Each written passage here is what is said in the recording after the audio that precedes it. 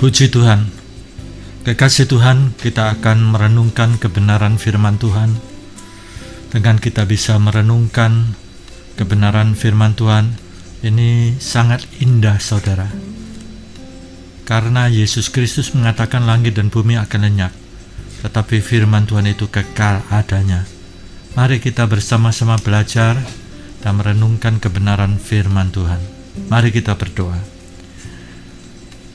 Bapa Surgawi, pada saat ini kesempatan yang indah di mana kami bisa merenungkan kebenaran firman Tuhan, dan kami mau mengisi dalam lubuk hati kami yang paling dalam, dan itu menjadi sukacita damai sejahtera di dalam kehidupan kami.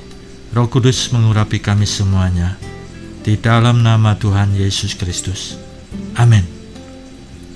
Kekasih Tuhan, kita akan belajar dan merenungkan kebenaran firman Tuhan mengenai doa puasa. Mari kita membaca dalam Injil Matius pasal 17 ayat 14 sampai dengan 21. Injil Matius pasal 17 ayat 14 sampai dengan 21. Demikianlah firman Tuhan. Yesus menyembuhkan seorang anak muda yang sakit ayan. Ketika Yesus dan murid-muridnya kembali kepada orang banyak itu, datanglah seorang mendapatkan Yesus dan menyembah.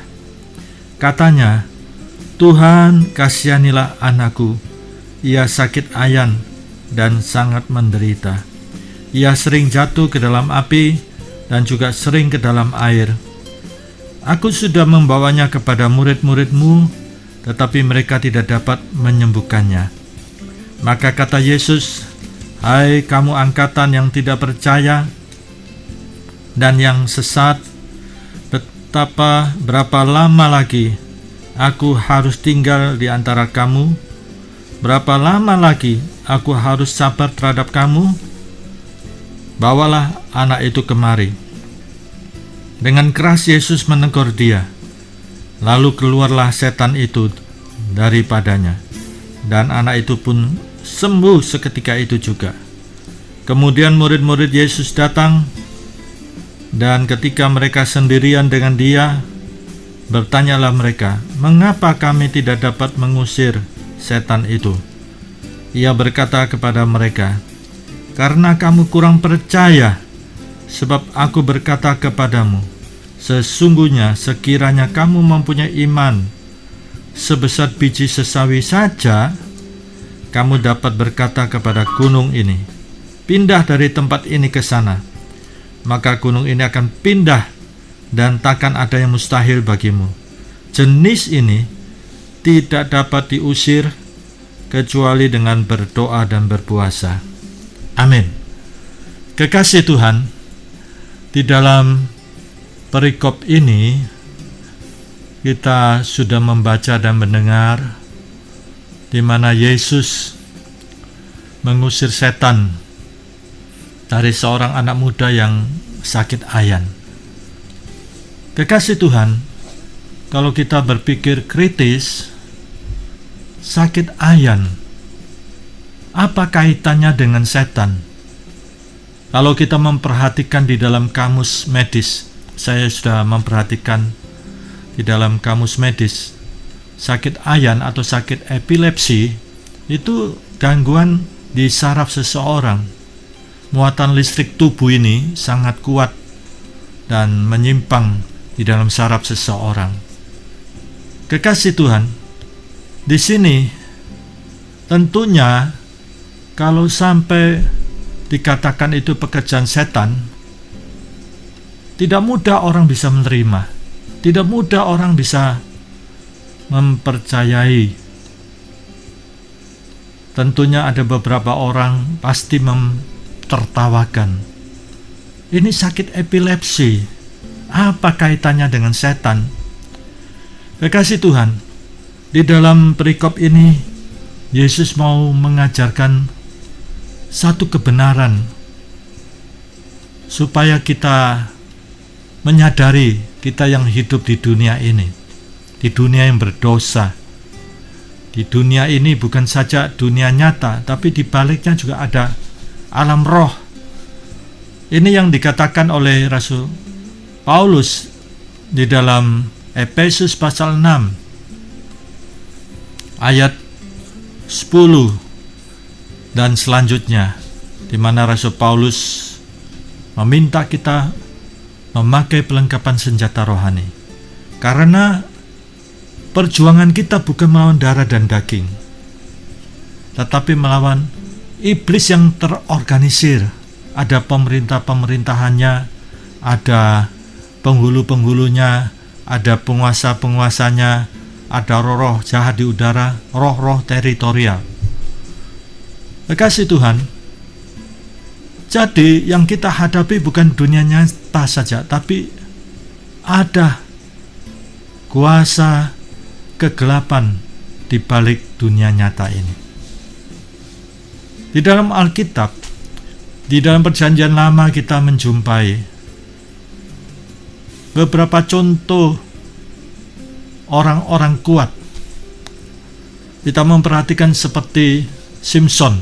Simpson punya kekuatan jasmani. Dia bisa meruntuhkan gedung-gedung dengan pilar-pilar yang kuat.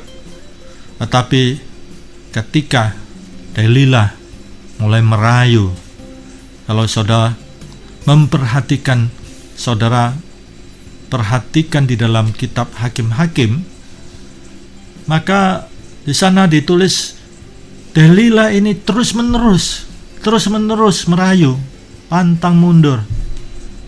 Dan di sini karena Simpson tidak berjaga-jaga, dia mulai dengar rayuan itu. Lihat, manusia kedagingannya diberi makan terus.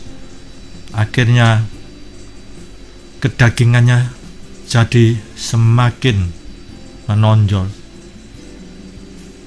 Puncaknya, Simpson jatuh di dalam dosa. Kekuatannya jadi hilang karena dia akhirnya berbaring di pangkuan Delilah. Simpson jatuh di dalam dosa. Orang kuat yang berikutnya Daud. Daud ini seorang raja. Di dalam peperangan selalu mengalami kemenangan dan kemenangan. Suatu hari Daud ada di loteng istananya. Dan matanya, nah ini mata saudara.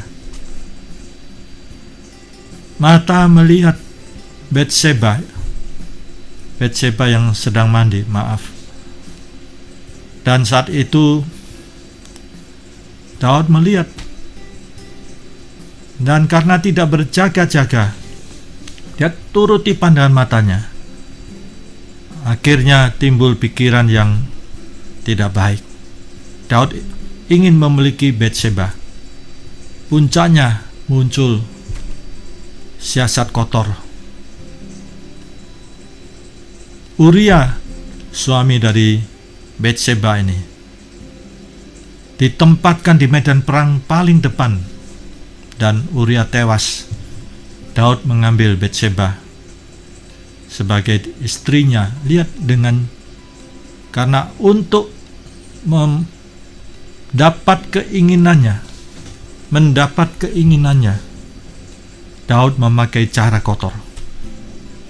Lihat, kekasih Tuhan, Daud jatuh di dalam dosa. Salomo orang kuat. Dia punya pengetahuan yang luar biasa, hikmat yang luar biasa. Raja-raja datang memberikan upeti.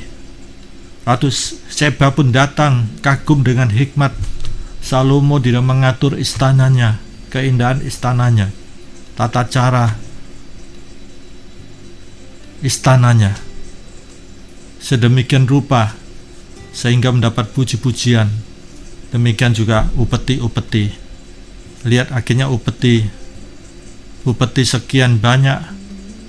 Dan juga ini sejarah yang sudah terjadi.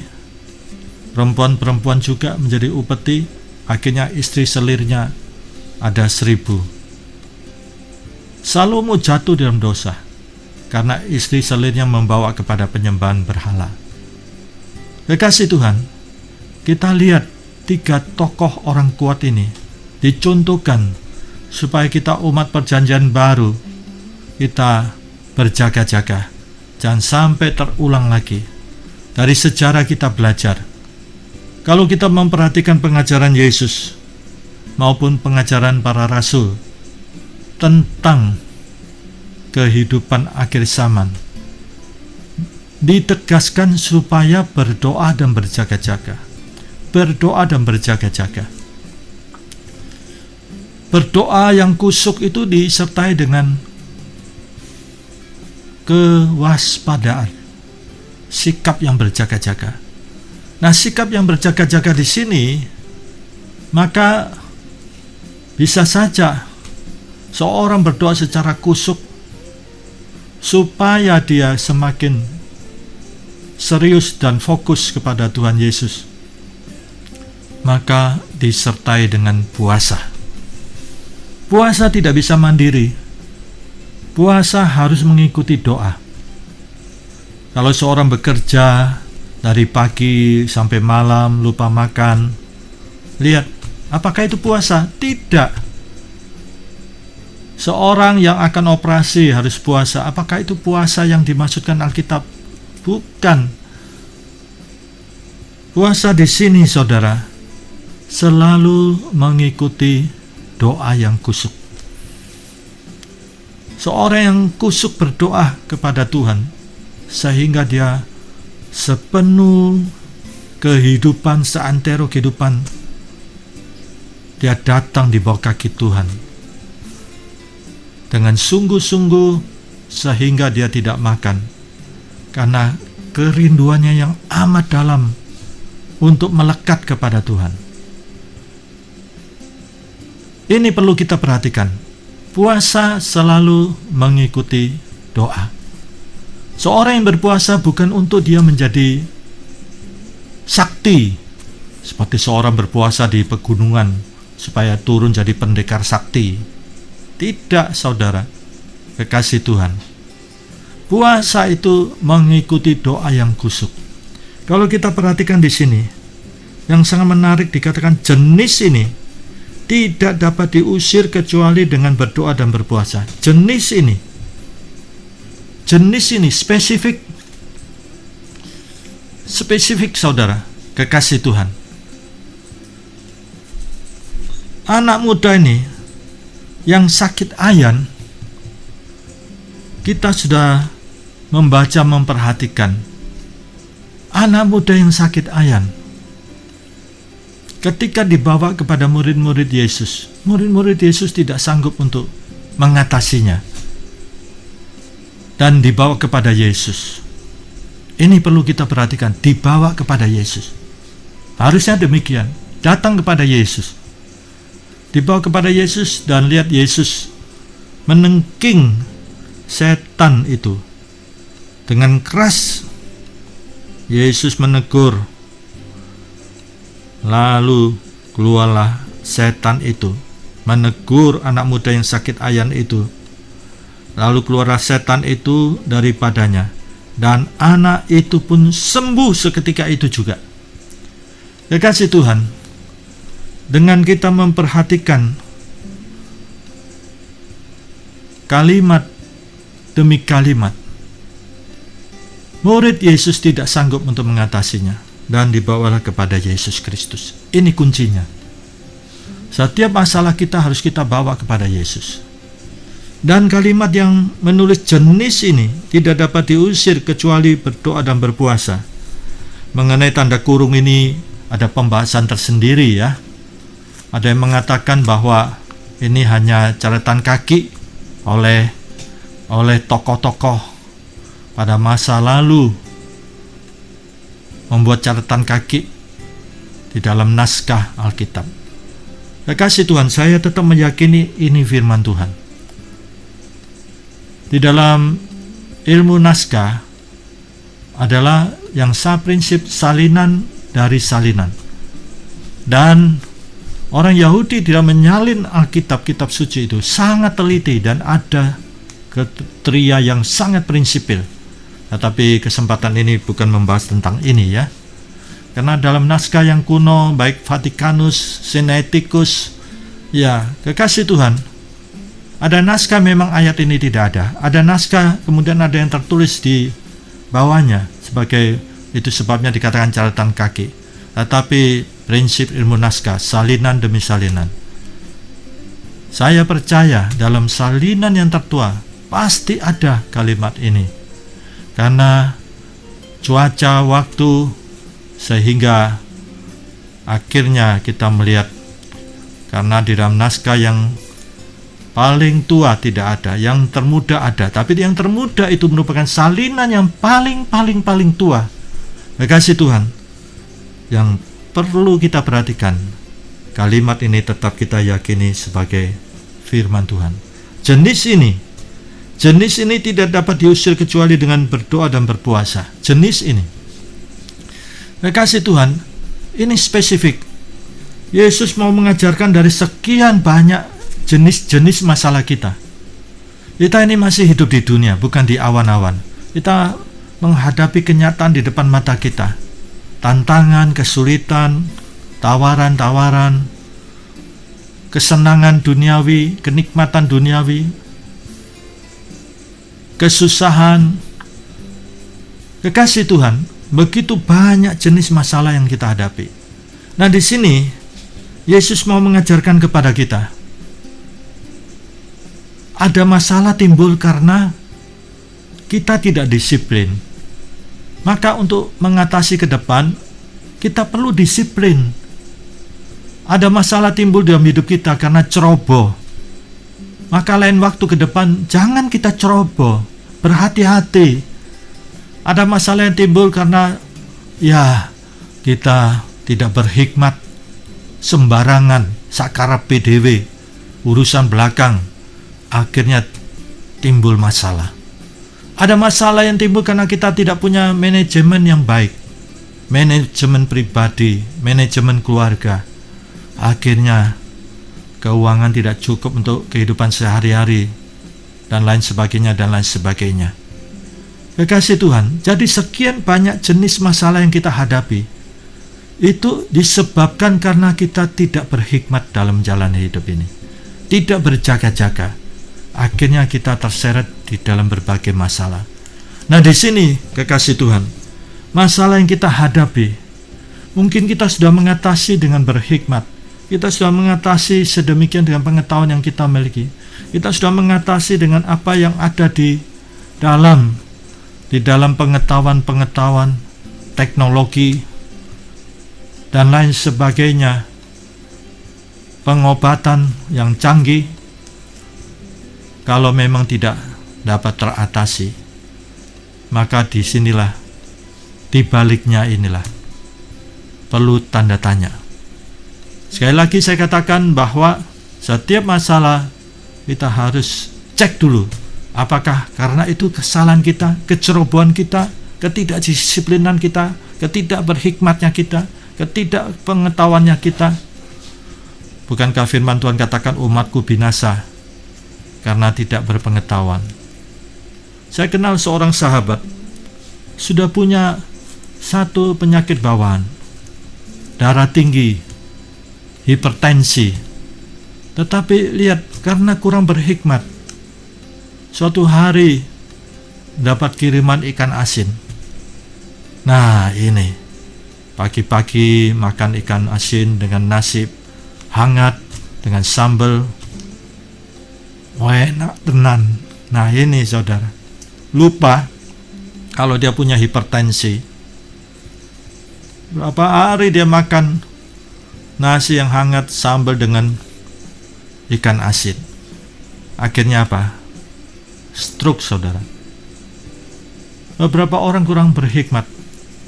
Tidak bisa kita kemudian sembarangan pakai nama Yesus. Dalam nama Yesus, minggir situ ikan asin. Ya, nak minggir saudara, ya tetap bercokol di atas nasi yang hangat itu. Nah, ini akhirnya stroke dan puncaknya meninggal. Demikian juga ada seorang mempunyai hipertensi, tapi dia tidak pernah check up. Dia seorang yang bersemangat, aktif, di dalam kegiatan gereja nih. Di lapangan sering pusing, minum obat pusing, selesai. Berapa saat pusing lagi, minum obat, sembuh. Tapi lama-lama kemudian kebal. Akhirnya pusing yang parah. Oleh kawannya dibawa ke UGD, dicek, tidak taunya hipertensi, tapi terlambat, pembuluh darah pecah, akhirnya stroke. Berapa kali masuk ICU, puncaknya meninggal. Kekasih Tuhan, disinilah setiap masalah yang kita hadapi, kita cek, apakah itu karena ketidaktaatan kita, karena keinginan mata, karena keinginan daging, karena keangkuhan hidup. Di sini kita perlu minta ampun kepada Tuhan. Di dalam 2 Tawarik pasal 7 ayat 14, bertobat, merendahkan diri di bawah kaki Tuhan. Disinilah Tuhan akan memulihkan. Merendahkan diri di sini bisa saja kita bertobat, berdoa dan sungguh-sungguh, kita tersungkur dan disertai dengan karena kusuk dengan sungguh-sungguh sampai kita berpuasa. Disinilah Tuhan akan memulihkan. Kekasih Tuhan, kebenaran firman Tuhan ini menunjukkan, kalau saudara sudah menjalani kehidupan ini, begitu berat tantangan yang saudara hadapi, datang di bawah kaki Tuhan. Di sini murid-murid tidak bisa mengatasi. Padahal murid-murid sudah sekian waktu, 3,5 tahun belajar bersama Yesus. Pengajaran yang sangat mendalam. Dan lihat tanda-tanda mujizat juga dilihat. Mujizat-mujizat yang dilakukan Yesus dilihat di depan mata murid-murid. Tetapi kekasih Tuhan, kita lihat murid-murid tidak bisa mengatasi. Persoalannya apa?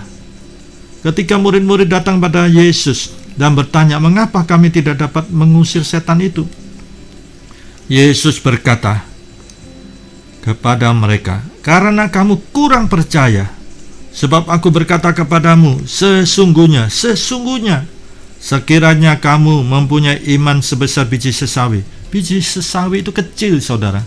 Kalau dia tumbuh menjadi pohon yang besar, lihat, kalau engkau mempunyai sesungguhnya sekiranya kamu mempunyai iman sebesar biji sesawi saja, ada kata saja di sini, kamu dapat berkata kepada gunung ini, pindah dari tempat ini ke sana, maka gunung itu akan pindah.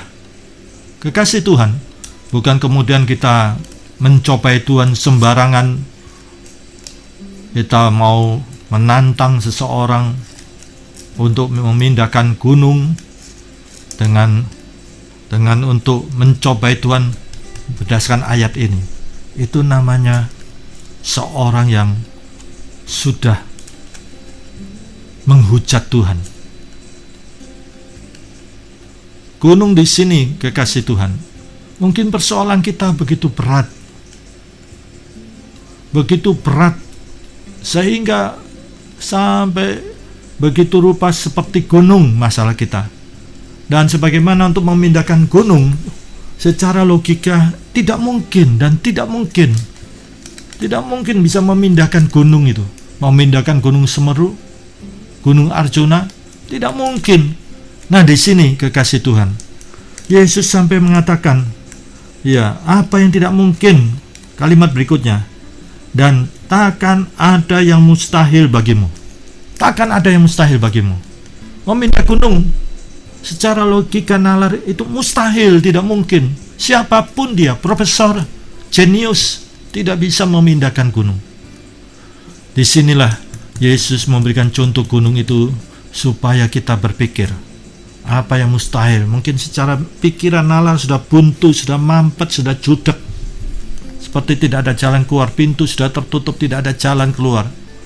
Kekasih Tuhan, Yesus mengatakan, takkan ada yang mustahil bagimu. Kekasih Tuhan, Yesus mengatakan, sesungguhnya sekiranya kamu mempunyai iman sebesar biji sesawi saja, Di sini menunjukkan bahwa kita sebagai manusia banyak kekurangan. Banyak kekurangan. Keberdosaan Adam dan Hawa ini membawa akibat kepada kita semuanya. Kita di dalam dosa. Ketika kita terima Yesus, dosa kita baik dosa asal dari Adam dan Hawa, dosa perbuatan, itu dihapus oleh darah Yesus. Seberat apapun dosa kita, Yesaya 1 ayat 18, dihapus. Merah kermisi akan menjadi putih seperti salju, merah kesumba akan menjadi putih seperti bulu domba. Darah Yesus yang agung, yang suci, darah yang mahal itu, darah yang tak bercacat celah, darah yang mulia. Kekasih Tuhan, karena manusia yang masih hidup di atas dunia ini, tantangan begitu sekian banyak. Pada kalanya kita di dalam dosa perbuatan, kita di dalam keterbatasan, kita ada di lingkungan yang berdosa. Nah, kekasih Tuhan, di sini kita banyak keterbatasan. Kita perlu datang di bawah kaki Tuhan. Ini, setiap orang punya ukuran iman masing-masing. Tuhan yang berdaulat. Siapa kita ini? Tuhan yang berdaulat. Dengan kita datang di bawah kaki Tuhan, kita memohon. Kita ini hamba. Kita ini umat Tuhan. Kita perlu datang kepada Tuhan Yesus. Bawa kepada Tuhan Yesus. Bukan kita yang jadi Tuhan Yesus. Bawa kepada Tuhan Yesus. Datang kalau perlu disertai puasa. Nah ini, puasa. Di dalam Alkitab puasa itu ada puasa total, itu tidak makan, tidak minum. Seperti puasa Esther, 3 hari 3 malam tidak makan, tidak minum. Ada puasa sebagian, ya, seperti Daniel, hanya makan ya sayur-sayuran, buah-buahan, atau hanya minum saja. Karena kita di Indonesia dengan cuaca yang panas, karena kadar air di dalam tubuh kita ini sangat-sangat besar prosentasenya. Tubuh ini sangat membutuhkan air. Nah, di sini kekasih Tuhan, kalau kita mau disertai puasa, puasa yang sehat itu 3 hari 3 malam, puasa Esther. Jangan kita puasa untuk menyiksa tubuh. Puasa bukan untuk menyiksa tubuh. Puasa adalah supaya kita lebih kusuk di bawah kaki Tuhan. Kita berpantang makan supaya kita datang di bawah kaki Tuhan. Kita kusuk datang kepada Yesus. Dialah Tuhan yang berdaulat. Kita manusia terbatas. Kita hanya hamba Tuhan, memohon. Dalam wabah virus ini kita datang kepada Tuhan, memohon belas kasihan Tuhan bagi bangsa negara Indonesia ini. Amin. Mari kita berdoa. Bapa Surgawi, kami sudah mendengar kebenaran firman Tuhan. Mari kami mau Tuhan belajar untuk duduk di bawah kaki Tuhan secara kusuk, dan kami sertai dengan puasa. Kami sungguh-sungguh di bawah kaki Tuhan, dan kami percaya seperti Elia di dalam surat Yakobus, manusia biasa tapi berdoa sungguh-sungguh maka mujizat terjadi. Berdoa sungguh-sungguh maka bumi pun berbuah. Puji Tuhan, kami mau Tuhan datang pada Tuhan, karena Tuhan Yesus Kristus tidak berubah baik kemarin, hari ini, dan sampai selama-lamanya. Tuhan Yesus Kristus berdaulat, dan hati Tuhan penuh belas kasihan. Kami hamba Tuhan yang terbatas, kami mau datang di bawah kaki Tuhan dan memohon kepada Tuhan. Terpujilah Bapa, Putra, dan Roh Kudus, dalam nama Tuhan Yesus Kristus. Amin.